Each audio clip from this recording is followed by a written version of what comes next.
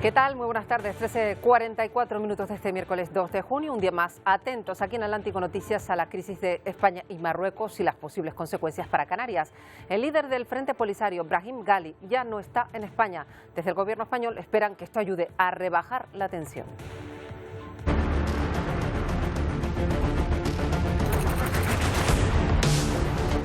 Marruecos aún no se ha manifestado, pero muchos analistas no creen que esta crisis se vaya a esfumar con la salida de Ghali, que ya está en Argelia.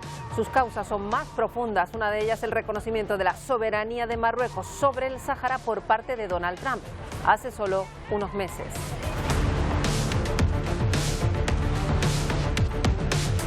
Fue esta pasada madrugada cuando el líder del Frente Polisario despegaba rumbo a Argelia, les decimos, en un avión medicalizado, Isiar, después de comparecer ante la Audiencia Nacional. Así es, y lo hacía sobre la 1:30 de la madrugada desde el aeropuerto de Pamplona y tras recibir el alta médica del hospital de Logroño. Mientras continúa la tensión entre Marruecos y España, la ONU se ha manifestado, apela al diálogo como solución. Bueno, luego damos más detalles. Y a falta de lo que ratifique esta tarde el Consejo Interterritorial, todo parece indicar que las personas de entre 40 y 49 años van a recibir la vacuna monodosis de Janssen, un suero que, aunque no tiene límite de edad para su aplicación, estaba destinado hasta ahora a mayores de 50, a colectivos vulnerables y a grandes dependientes. Con esta medida se pretende dar el empuje definitivo hacia la inmunidad de grupo. Y esta casa Radio Televisión Canarias hace eco de diferentes políticas medioambientales. El objetivo a nivel internacional pasa por reducir las emisiones de CO2 y apostar por las energías verdes. Esta semana ha comenzado a funcionar la nueva factura eléctrica en España, que pretende crear un sistema más justo y sostenible. Miguel. La nueva factura eléctrica impulsada por el Ministerio de Transición Ecológica y Reto Demográfico pretende fomentar el ahorro y la eficiencia energética de los hogares. El objetivo es hacer que el recibo sea más justo y adaptar el consumo a nuestro bolsillo. El recibo dependerá en mayor medida de cuándo se realice el consumo y no tanto de la cantidad. Esta nueva ley afectará principalmente a los 10 millones de hogares acogidos al mercado regulado. En cambio, 16 millones de casas mantendrán la tarifa pactada con su compañía eléctrica. Más asuntos que hoy les contamos aquí en Atlántico Noticias. Por ejemplo, el presidente norteamericano, que insiste en esas metas que se ha planteado de igualdad y justicia racial, lo ha hecho, por ejemplo, en esta histórica visita a Tulsa. El demócrata es el primer presidente que visita el que fue escenario de una masacre racial ocurrida hace 100 años. Durante décadas se llegó a borrar de la historia, luego lo vamos a ver. Y también en Estados Unidos ha habido otro tiroteo, en una estación de bomberos que está al norte de Los Ángeles. Un bombero fuera de servicio abrió fuego en una estación de bomberos, mató a un compañero de trabajo de 44 años. Y en Colombia, la Policía Nacional ha identificado a 5 civiles que el pasado viernes habrían disparado contra grupos de manifestantes en las protestas que tuvieron lugar en Cali. Un hecho duramente criticado por los organizadores de los paros y también por organismos internacionales.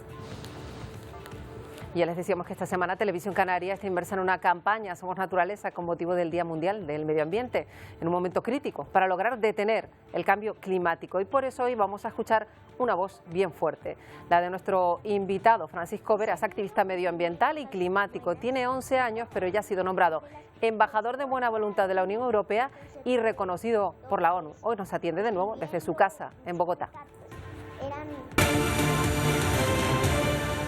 Nuestros soñadores.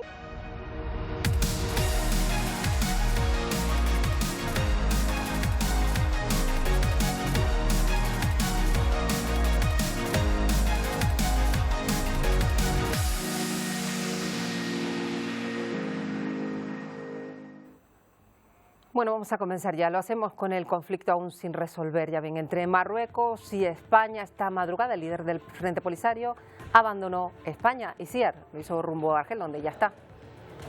Así es, Marta, desde el aeropuerto de Pamplona sobre la 1:30 de la madrugada y tras recibir el alta médica por parte del hospital de Logroño. Por cierto, sobre esa alta médica se ha pronunciado la portavoz del Gobierno, María Jesús Montero. Asegura que no se habría informado antes de esta alta médica para preservar la protección de datos. Ghali, después de obtener esa libertad por parte de la Audiencia Nacional, como decimos, parte rumbo a Argelia para allí continuar su tratamiento médico. Mientras continúa la tensión entre Marruecos y España, la ONU, la Organización de las Naciones Unidas, se ha manifestado, ha asegurado y pide que se utilice el diálogo como solución, y también se ha posicionado en cuanto al conflicto saharaui, apelando a las resoluciones del Consejo de Seguridad de la ONU.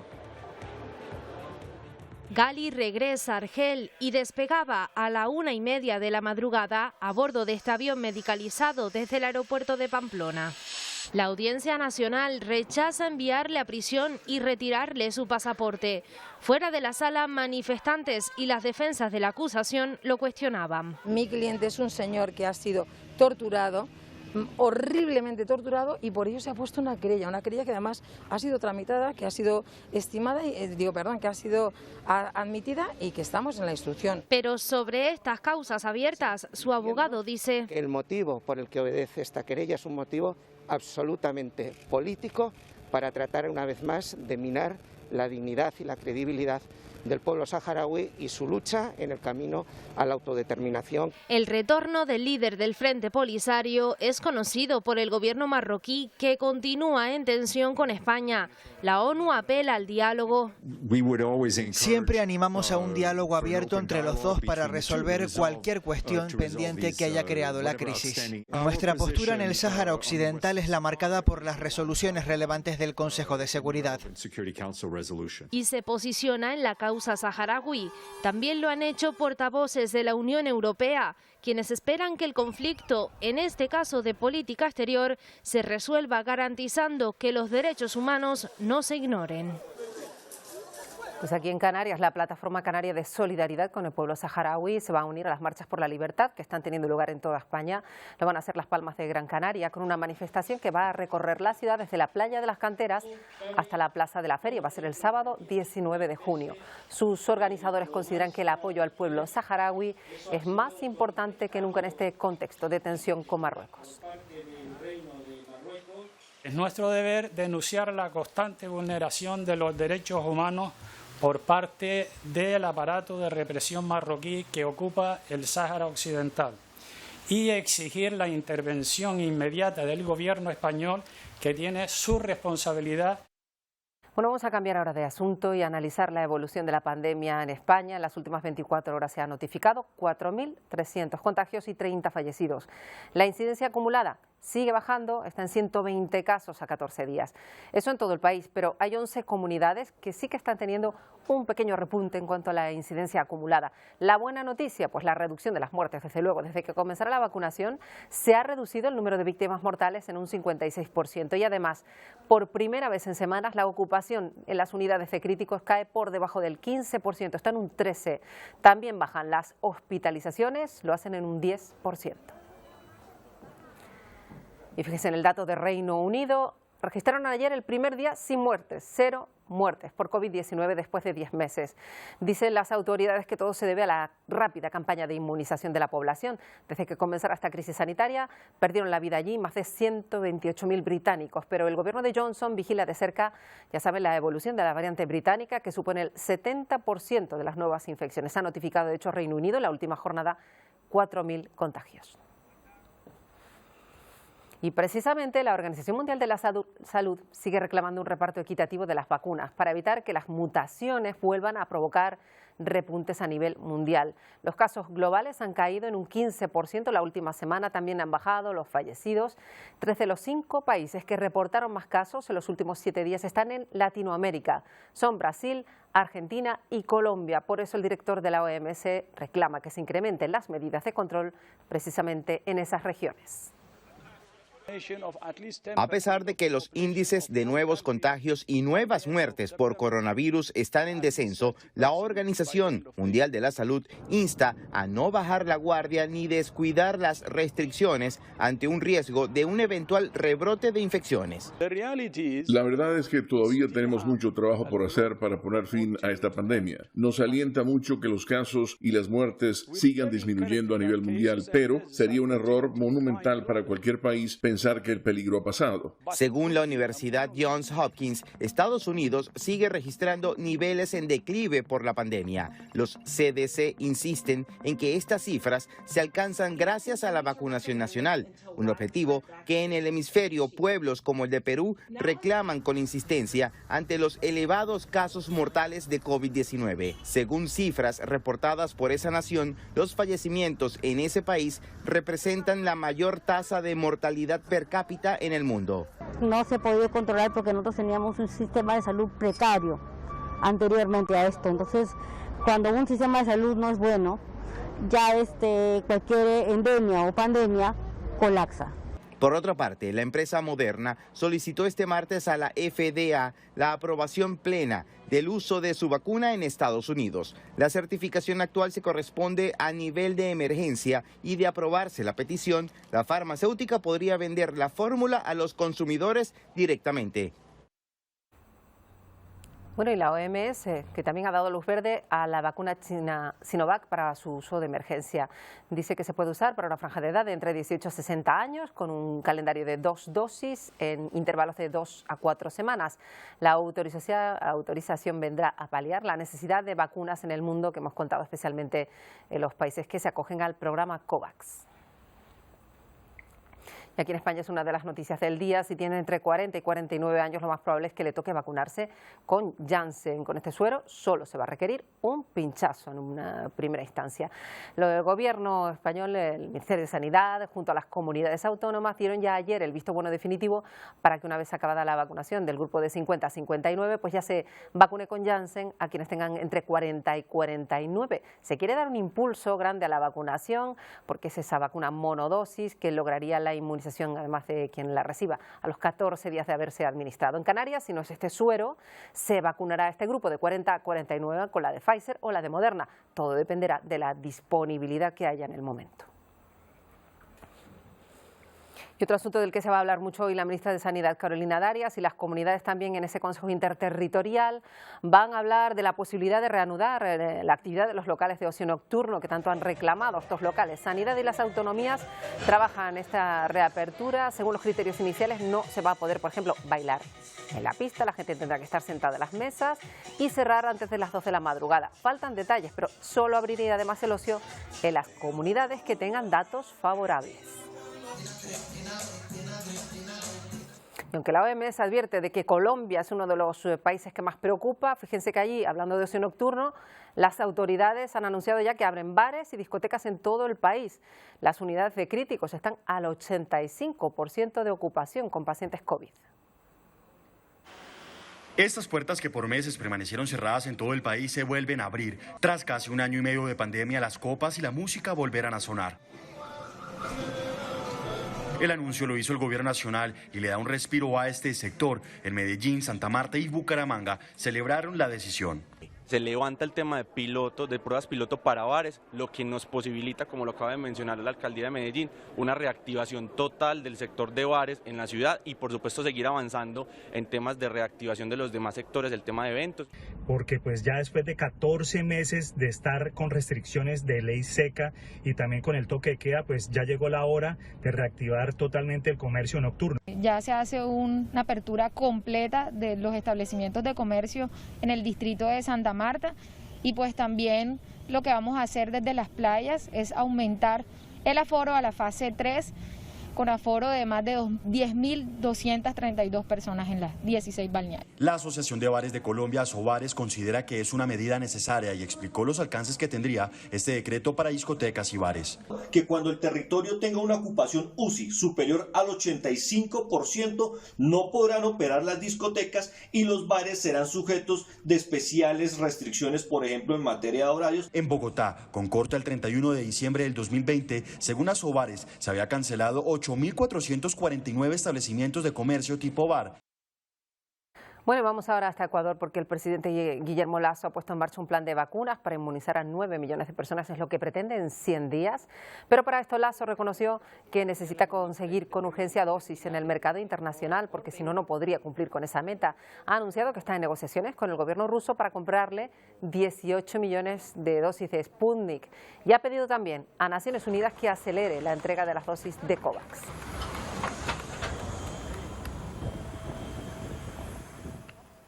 Y este es el contrato de transferencia de tecnología que Brasil ha firmado con la farmacéutica AstraZeneca. De este modo puede producir la vacuna contra la COVID desarrollada por la Universidad de Oxford en ese país. El convenio permitirá a la Fundación Osvaldo Cruz el acceso al método de producción de este fármaco. El país ha visto ralentizada la producción de vacunas después de disminuir la producción local y ahora con este acuerdo se puede dar un impulso muy necesario a la vacunación.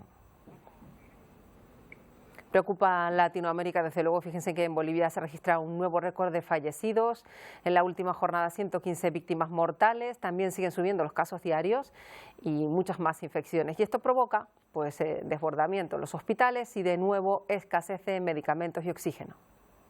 El alcalde paceño alertó que los proveedores de oxígeno medicinal le informaron sobre el riesgo de escasez del insumo en la ciudad de La Paz si continúa el incremento de contagios por el COVID-19.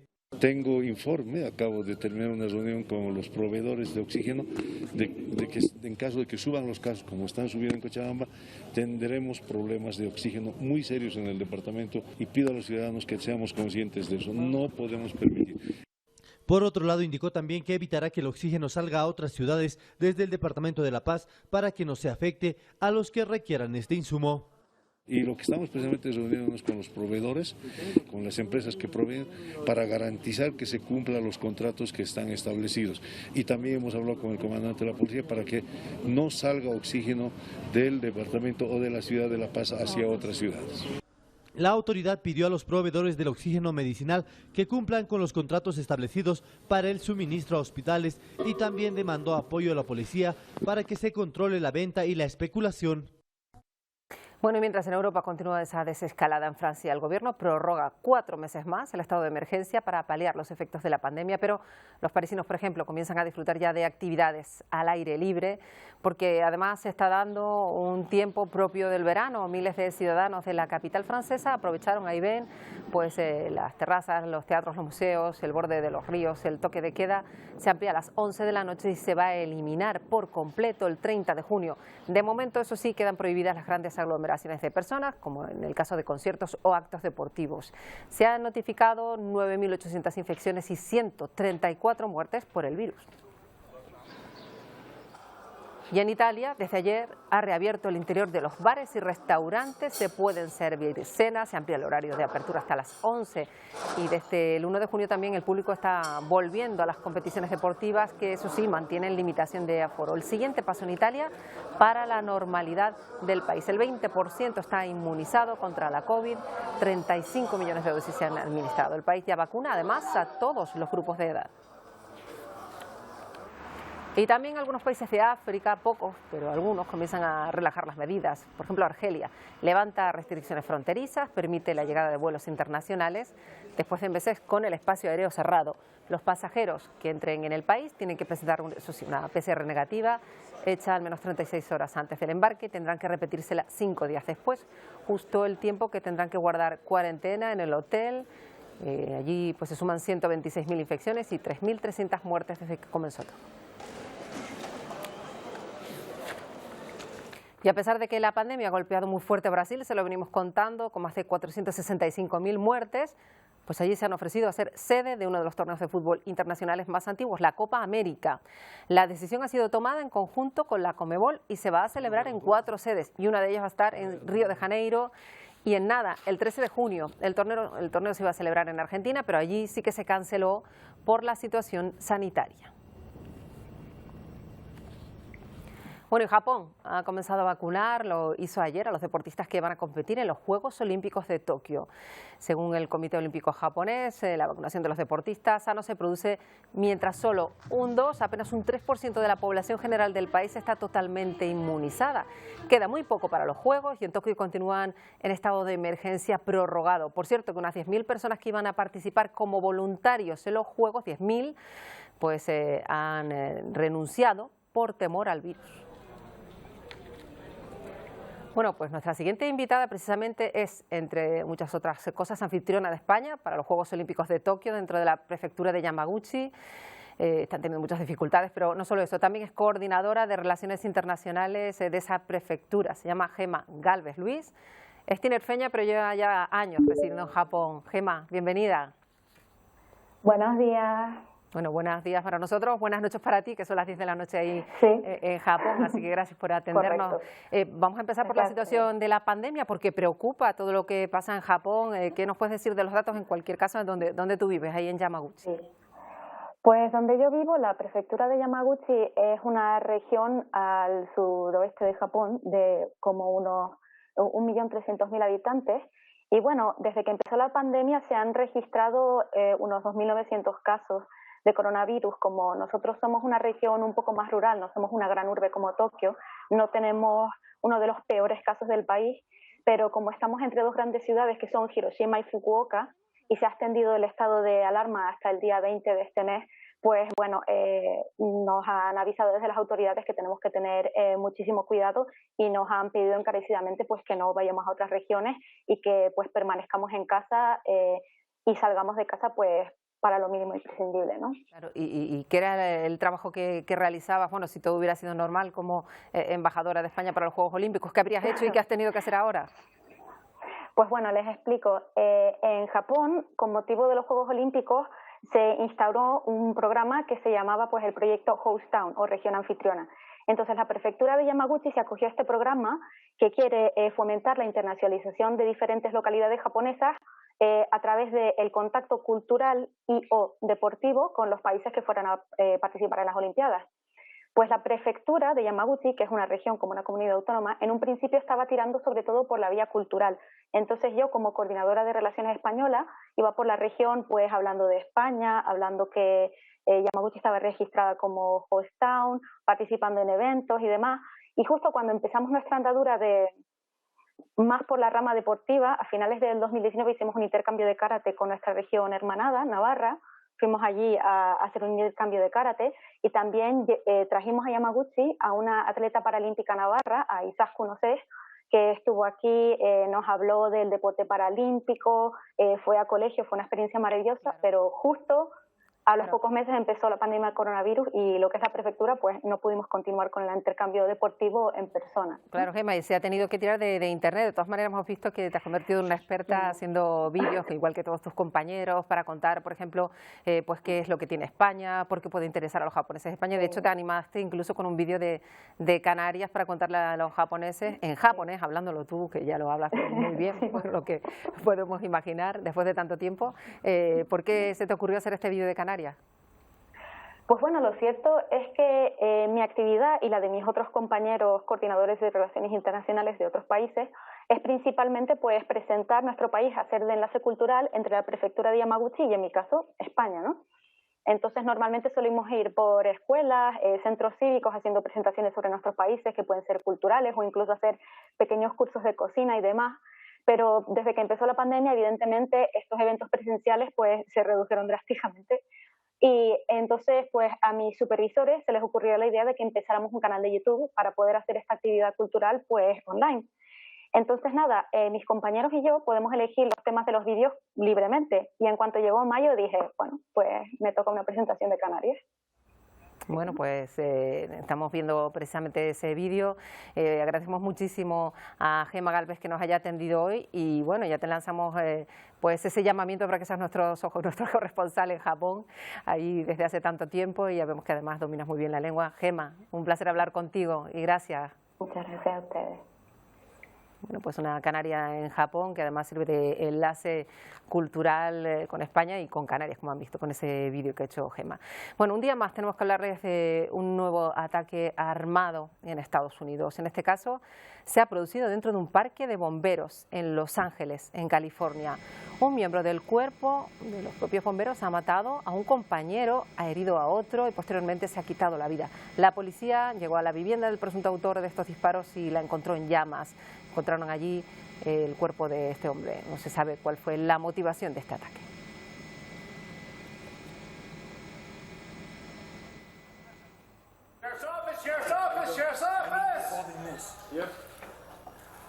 Bueno, esto es Santa Clara. La oficina de la policía ha hecho público las imágenes grabadas por la propia policía en el ataque. Se lo contábamos la semana pasada en unas instalaciones ferroviarias. Se puede ver a la gente entrando al edificio y encontrando a una persona herida en el suelo. El agresor abrió fuego dentro de las propias instalaciones después de una reunión sindical. Posteriormente confirmaron que se trató del tirador. Las autoridades confirman que la investigación continúa abierta. Bueno, un prisionero bielorruso detenido en una ofensiva el año pasado trató de cortarse el cuello, y lo hizo además pues delante de mucha gente en una audiencia judicial en Minsk. Ahí ven al activista sin conocimiento saliendo en la camilla de la sala del tribunal. Él dice que su familia y sus vecinos están amenazados si no se declaraba culpable. Fue arrestado en septiembre del pasado año, cuando se intensificó la represión por parte del presidente Alexander Lukashenko tras las protestas masivas después de las elecciones. Este es el activista ruso Andrei Pivorov, escoltado por los agentes del Servicio de Seguridad. Lo desembarcaron de un avión que estaba a punto de despegar en Varsovia desde San Petersburgo como parte de una operación de represión más amplia contra los críticos del Kremlin. Su equipo dijo a la policía que lo interrogó, registraron su apartamento y abrieron un caso penal en su contra por violar la legislación rusa. Bueno, una de las mayores masacres de la historia de Estados Unidos fue conocida como la masacre de Tulsa. Se produjo hace justo 100 años, la mayor matanza racial de la historia de Estados Unidos conocida. Biden ha visitado Tulsa, visita histórica, y ha anunciado medidas para la justicia racial. Nos lo cuenta Natalie Salas, de Voz de América. El presidente Joe Biden viajó este martes a la ciudad de Tulsa, en Oklahoma, donde rindió homenaje a las víctimas de lo que se conoce históricamente como la matanza de Tulsa y que hoy cumple 100 años. En esos hechos murieron al menos 300 personas, principalmente afroestadounidenses. La historia relata que en Greenwood, un vecindario del área conocida como el Wall Street negro debido a su prosperidad, fue incendiado y que el departamento de policía de Tulsa en ese entonces estaba compuesto prácticamente por oficiales blancos que se unieron al ataque proporcionándole armamento a las turbas blancas. La masacre fue provocada por acusaciones de que un hombre afroamericano de 19 años habría agredido a una niña blanca de 17 años mientras iban juntos en un ascensor. 100 años después, el presidente Joe Biden afirma que se trató de una masacre. Pidió un minuto de silencio y sostuvo que hubo un esfuerzo concertado por borrar lo sucedido de la memoria colectiva.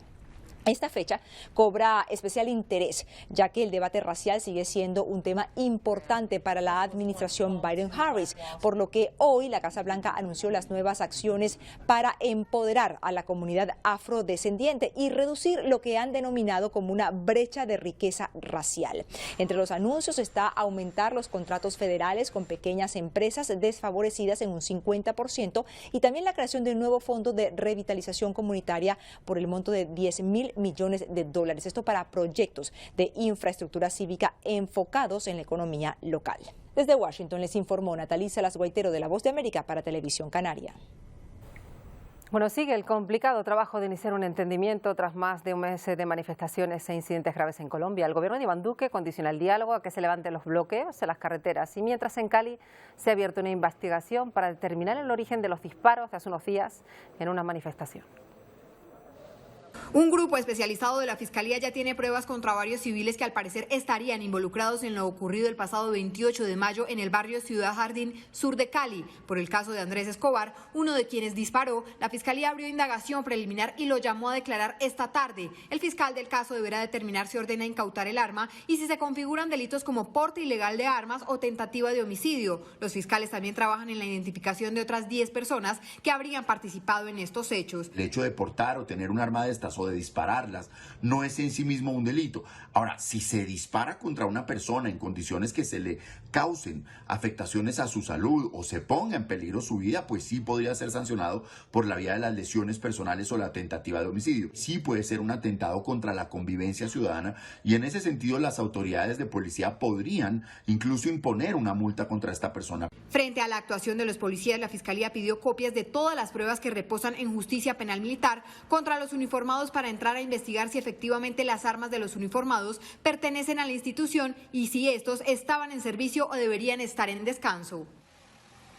El 1 de junio entró en vigor la nueva factura eléctrica en España, de la que tanto se habla estos días. Además, el gobierno quiere impulsar también las energías renovables para conseguir reducir a cero las emisiones de CO2 antes de 2050. Miguel Vega. Con esta nueva factura se tendrá en cuenta principalmente el consumo de cada hogar y se eliminarán los costes fijos que asumimos hasta el momento. Entre ellos, se tendrán en cuenta y se eliminarán los peajes, los cargos, el alquiler del contador y los impuestos. Tan solo se incluirá en la factura los costes variables, es decir, el consumo de cada hogar. Esto eliminará los costes por el transporte y la distribución de la energía y también subvenciones a las energías renovables, ayudas a sistemas eléctricos no peninsulares y el déficit acumulado de años posteriores. Una reforma para crear una factura más justa según el Gobierno. Con una progresiva introducción de las energías renovables y sin que esto suponga un aumento, un encarecimiento del coste de la electricidad, porque sabemos que esto es un elemento muy importante para el bienestar de los ciudadanos y la competitividad de las empresas. Este cambio afectará a los 10 millones de hogares que están acogidos al mercado regulado y respetará el precio pactado de los otros 16 millones con su compañía eléctrica. A partir de ahora, el precio del consumo dependerá de las horas, es decir, hora punta, hora llana y hora valle. El consumo en las horas valle y llanas será más barato que en las horas punta. Ir avanzando hacia un sistema que nos dé una mayor estabilidad en el precio en las distintas horas del día. En media va a bajar el precio de la luz para los ciudadanos, pero sobre todo lo que vamos a tratar o vamos a avanzar es a un sistema que discrimine más según las horas, ¿no? El objetivo es premiar el cambio en la cultura del uso de la electricidad, todo para evitar que la red eléctrica de España se tensione. Para ello se premiará el consumo de las horas de baja demanda. Por ejemplo, poner una lavadora a las 4 de la tarde y durante el fin de semana será mucho más barato que ponerla a las 10 de la mañana durante la semana. Pero además cada casa podrá contratar potencias diferentes por franjas. Por ejemplo, podrás ampliar la potencia de tu casa durante la hora valle para cargar tu coche eléctrico. Según la Comisión del Mercado de Valores, estos cambios provocarán un ahorro del 7% en la factura eléctrica. Bueno, estamos pendientes de un incendio forestal en la frontera entre Bolivia y Paraguay. Miles de hectáreas que están siendo arrasadas, uno de los incendios más importantes de los últimos años en el país. Se está tratando de frenar el avance de las llamas. En momento calcinan más de 2.200 hectáreas de bosque y las poblaciones indígenas llevan años reclamando la protección medioambiental.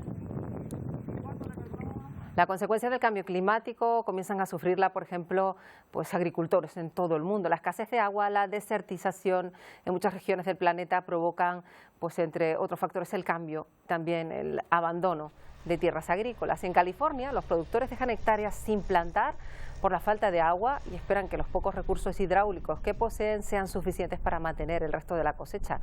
Están pidiendo también más políticas para regular el agua de los embalses y canales del estado de California, principal productor de verduras, de nueces y de productos lácteos de todo ese país. Y en pleno centro de Londres, cientos de árboles representan un bosque para el cambio, una iniciativa para denunciar la mala salud, la desigualdad y la crisis climática, un proyecto que ha sido creado junto a otras propuestas para denunciar el calentamiento global que está provocando el deshielo en la Antártida y también el aumento del nivel del mar en muchas regiones de la Tierra. Bueno, Televisión Canaria se centra esta semana en recordar ese mensaje tan importante, la necesidad de cuidar el planeta, cuando queda tan poquito para el Día del Medio Ambiente, el Día Mundial del Medio Ambiente. Aquí en Atlántico Noticias queremos mandar ese mensaje a través de la voz de un activista medioambiental y climático. Ese colombiano tiene 11 años, pero ya ha sido nombrado embajador de buena voluntad de la Unión Europea y reconocido por la ONU. Su trabajo cada vez tiene más repercusión y se le va comparando constantemente con Greta Thunberg. Concepto de pensamiento propio y pensamiento. Bueno, Francisco Vera, activista climático y ambiental, de nuevo nos acompaña desde su casa en Colombia, así que les damos la bienvenida. Francisco, bienvenido un día más, un saludo desde España. Bueno, muchísimas gracias por la invitación, así es un gusto poder volver a estar nuevamente acá en este espacio y bueno, pues de verdad un honor, un saludo muy especial para todas las personas y todos los televidentes que están viendo este programa, todas estas noticias, unas esperanzadoras con noticias positivas, otras un poco tristes, como lo que está sucediendo precisamente en Paraguay y Uruguay en la frontera, un incendio que ha cobrado pues bastantes vidas de árboles, por supuesto, y bueno, y muchas noticias, sí.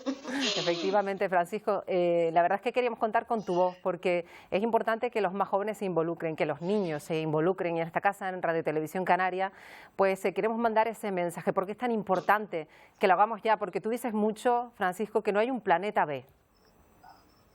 Así es, pues, o sea, principalmente a lo largo de la historia, si revisamos la historia de nuestros antepasados desde la Revolución Industrial, nos hemos enfocado más en la economía, en la sociedad, en la política y en las guerras, y ya. Y es verdad, así ha sido la historia y en el expansionismo, ¿no? Y en el colonialismo durante todo el siglo XIX. Entonces, digamos que la humanidad se ha enfocado en otras cosas y no ha priorizado lo que sí es importante, hasta que por fin hace poco abrimos los ojos y nos pusimos a pensar un poco en los otros seres, que también durante siglos, durante años enteros han sido maltratados y nos han tenido en cuenta. Que son animales, que son naturaleza, que es medio ambiente. Entonces, precisamente creo que este Día del Medio Ambiente, que es el 5 de junio, es decir, como en 3 días más o menos, nos debería poner a pensar un poco en lo que podemos hacer, ¿sí? En que la naturaleza y la vida debería estar en el centro de la sociedad. El ser humano se ha creído como el que domina el mundo, ¿sí? Yo creo que la especie más peligrosa de todas es el ser humano por lo que hemos causado, pero podemos revertirlo. Claro, ese es el mensaje más importante que lanza Francisco, y llama mucho la atención siempre tus mensajes porque seas tan joven, pero es verdad que los jóvenes, como tú mismo dices, tienen que implicarse. Es importante que la voz de un niño llegue y lo hace, sabes la responsabilidad que tienes, ¿verdad? Porque cuando tú hablas, todo el mundo se queda escuchándote, eso lo has notado aquí y en el resto del mundo, ¿no?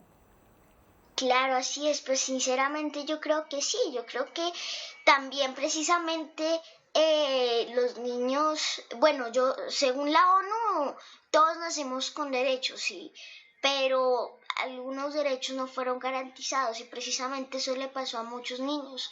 Muchos niños antes no los escuchaban, no tenían en cuenta su opinión, no les daban educación. Gracias pues a la Declaración Universal de los Derechos Humanos esto cambió y ahora se nos escucha cada vez más y se nos tiene en cuenta cada vez más nuestras opiniones, y nuestra forma de ver el mundo pues es una forma en que tenemos en cuenta precisamente lo que los adultos no tenían en cuenta. Muchos adultos podrían enseñarnos de cifras, de historia, de geografía, de matemática, de física, de lo que sea, pero lo más importante se los enseñamos nosotros a los adultos, que son los valores, ¿no?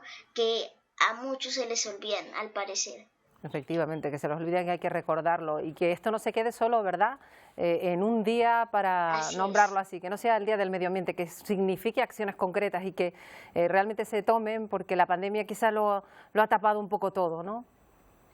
Claro, así es, o sea, regularmente, por ejemplo, se dice que la Constitución de Colombia es una constitución muy verde que tiene en cuenta en bastantes puntos al medio ambiente, pero en ciertas ocasiones no se llega a aplicar, y precisamente esto es lo que no debe suceder en casos como el Día del Medio Ambiente y en otros días y celebraciones muy importantes, ¿no?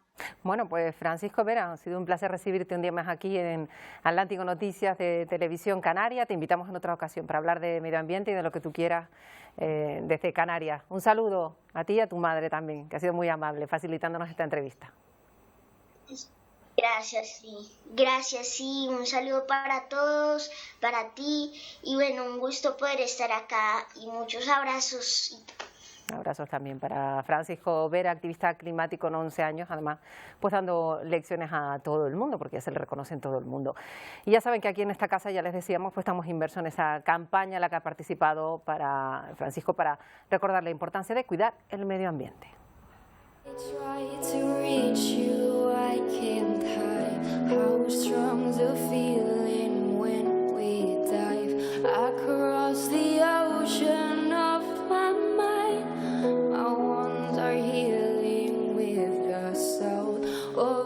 Bueno, a vista de dron se ve una obra que ha realizado el artista José Asina en una playa de Fuerteventura, precisamente para conmemorar el Día del Medio Ambiente.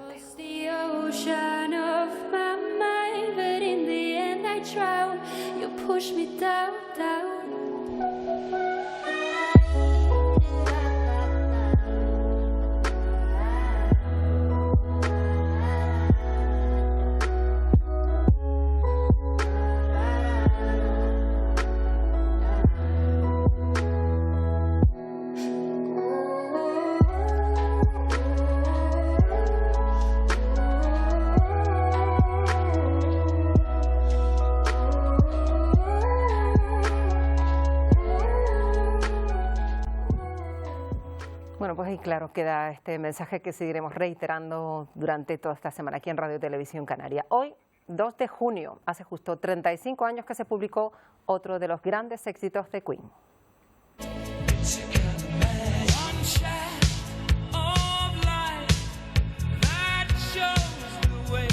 Kind of Magic, el álbum de estudio número 12 de Queen, se lanzó un 2 de junio, pero en 1986 en Reino Unido y en Estados Unidos tuvo tal éxito que alcanzó el primer puesto en las listas y se mantuvo 63 semanas allí. Con la magia de Queen nos vamos en nada. Telenoticias Primera Edición. Hasta mañana.